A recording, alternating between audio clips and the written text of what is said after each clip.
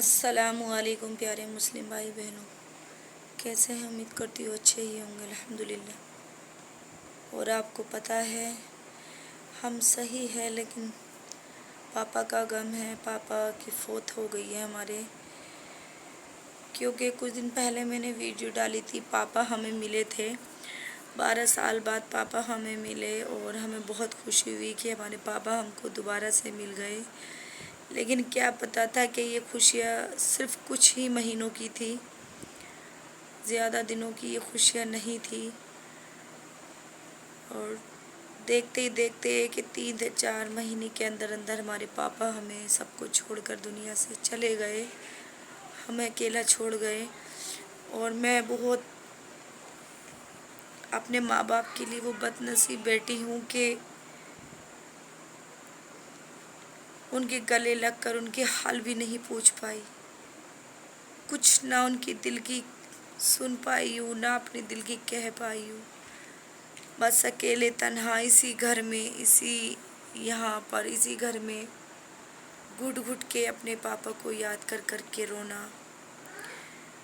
घुट रही हूँ अंदर ही अंदर, क्योंकि कोई ना ही समझाने वाला है, ना कोई दिलासा देने वाला है। कोई नहीं है कोई दिलासा दे दे, कोई सब्र देने वाला नहीं है।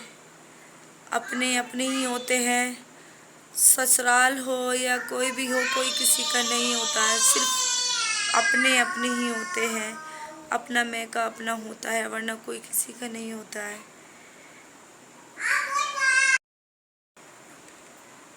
क्या करें, अकेले इसी घर में, इसी जगह अपने बच्चों के साथ बहुत इसी घर में घुट रहे हैं। आज हमारे पापा का तीजा था, हम कुछ कर भी नहीं सकते उनके लिए, क्योंकि हमारे इस्लाम में मना फरमाया है। अगर वो ज़िंदा होते तो उनकी मग़फ़िरत की दुआ कर लेते, उनके लिए दुआ कर लेते ज़िंदा होने पर। लेकिन हमें ज़िंदा होने पर कुछ भी मालूम नहीं था, कुछ भी नहीं पता था, ताकि हम अपने पापा के लिए कोई दुआ करवा देते या कर देते, हमें कुछ भी ऐसा नहीं पता था। फिर कल रात पूरी रात मुझे नींद न आई। मेरे पापा ख्वाब में मेरे साथ रहे और ख्वाब में यही कह रहे बार बार कि मुझे भूख लग रही है, मुझे प्यास लग रही है, मुझे खाना खिला। वो मेरे से बोल रहे हैं। फिर इस चीज़ को लेके मैंने अपने बेटे हाफिज़ जी से कहा कि आप अपने इमाम साहब से पता कीजिए कि क्या हम उनके नाम का खाना खिला सकते या नहीं।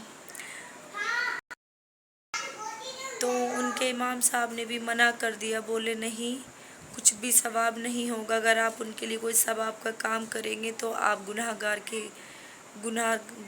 कहलाएंगे। तो इस चीज़ को सुन के और बहुत ज़्यादा तकलीफ़ हुई कि हम वो बदनसीब बेटी हैं कि अपने माँ बाप के हक़ में हम दुआ करने का भी हमें हक़ नहीं है। क्या करें, मैंने तो बहुत सपने सजाए थे कि अपने पापा को इस्लाम कबूल कराऊंगी, उनको उनकी नमाज जनाजा कराऊंगी, उनको जलाना नहीं है। लेकिन सारे ख्वाब पे, मेरे सारे सपनों पे मेरे पानी फिर गया। मुझे कुछ समझ में नहीं आता है, क्या करूं क्या नहीं करूं। पापा को देखने के लिए गई, सिर्फ 10 से 15 मिनट में वहाँ पर रुकी, ज़्यादा टाइम में नहीं रुकी, क्योंकि मेरे भाई लोग झगड़ा करने की प्लानिंग में लग गए थे। तो मैंने पापा को देखा, मिला, थोड़ा रोई, उनके गले लगी और मैं अपने पापा को छोड़ करके वापस चली आई। मैं अंतिम संस्कार में भी अपने पापा के नहीं थी, मैं उनको छोड़ करके आ गई। आज तीजा था, सब कुछ हुआ होगा घर पर, क्या करें, मजबूर हैं हम, बहुत ज़्यादा मजबूर है। और मैं अपने सब बहन भाई, 7 बहन भाई थे, हम 7 बहन भाई में सबसे ज़्यादा लाडली अपने पापा की मैं थी, क्योंकि मैं स्कूल से आती थी, मेरे पापा जंगल में काम करा करते थे। मैं पापा को बोल के जाती थी स्कूल जब जाया करती थी कि पापा आप सर पे वज़न चारा रख करके नहीं लाएंगे, मैं स्कूल से आ जाऊँगी, यूनिफॉर्म उतारूँगी, खाना खा के मैं फ़ौरन साइकिल से पापा के पास पहुँचा करती थी। और पापा के पास पहुँच पापा का बारी बारी से सारा चारा मैं घर को ढोआ करती थी। मैं अपने पापा के दाहिना हाथ बन के हर वक्त उनके साथ खड़े रहती थी। और मेरे पापा कहते थे कि जिस दिन मेरी लड़की, मेरी बेटी मेरे घर से निकलेगी, मेरी खैर बरकत ख़त्म हो जाएगी, मेरा घर बर्बाद हो जाएगा। और वो हुआ। मैंने अपने बाप के घर से कदम निकाले, मेरे घर में मेरा घर भी गया, मेरी मम्मी ख़त्म हो गई, मेरे भैया इधर उधर हो गए, शराब पीने लगे, कारोबार से बेकार हो गए। और फिर अब आके मेरे पापा भी हमको छोड़ के चले गए। इस घर पे मैं अपने पापा को लेकर के भी आई हूँ, यहाँ लेकर के आई हूँ। जब मैंने उनको दवाई दिलाई थी, उनका इलाज करा था, यहाँ लेकर के आई थी मैं। वो घर बस खुशी है कि मेरे पापा मेरे घर पर भी